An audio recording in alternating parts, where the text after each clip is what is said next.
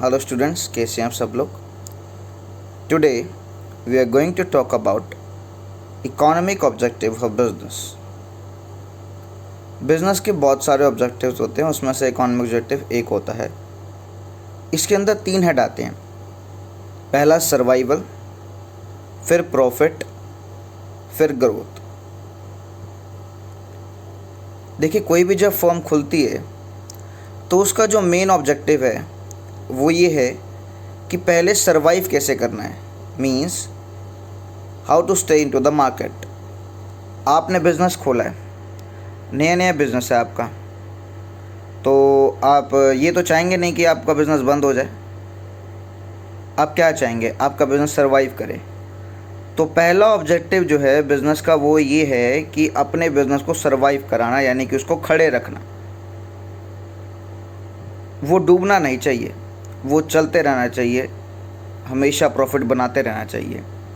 And मैंने ये भी कहा है आपको कि दूसरा ऑब्जेक्टिव सर्वाइवल के बाद जो है वो है प्रॉफिट। एक फर्म सिर्फ सर्वाइव करके ही नहीं बल्कि उसको प्रॉफिट भी बनाना अवश्य है।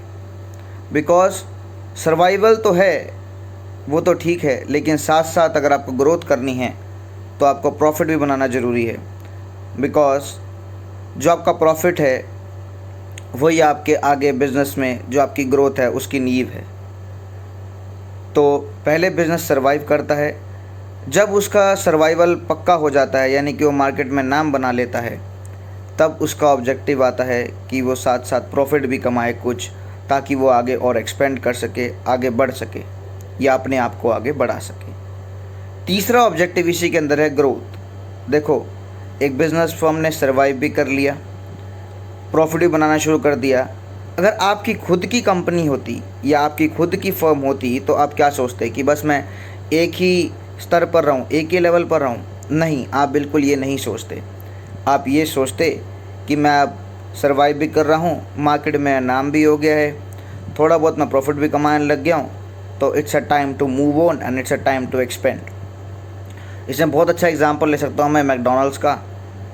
एक छोटा सा आउटलेट स्टार्ट हुआ था और आज पूरे विश्व भर में अपना काम करते हैं। तो कैसे? पहले वो सर्वाइव करे, फिर उन्हें प्रॉफिट कमाया और अब वो पूरी ग्रोथ के साथ पूरे विश्व में काम कर रहे हैं। सो बिज़नेस के 3 ऑब्जेक्टिव हैं। पहला सर्वाइवल, दूसरा प्रॉफिट और तीसरा ग्रोथ। इन 3 इकोनॉमिक ऑब्जेक्टिव के अंदर बिज़नेस का इकोनॉमिक ऑब्जेक्टिव समाप्त होता है।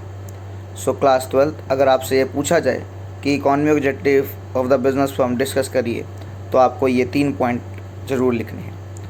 For more education update please kindly subscribe our channel. And I also want to say that online classes for business are also available. If you want the online classes, then please kindly comment in the comment section. Thank you.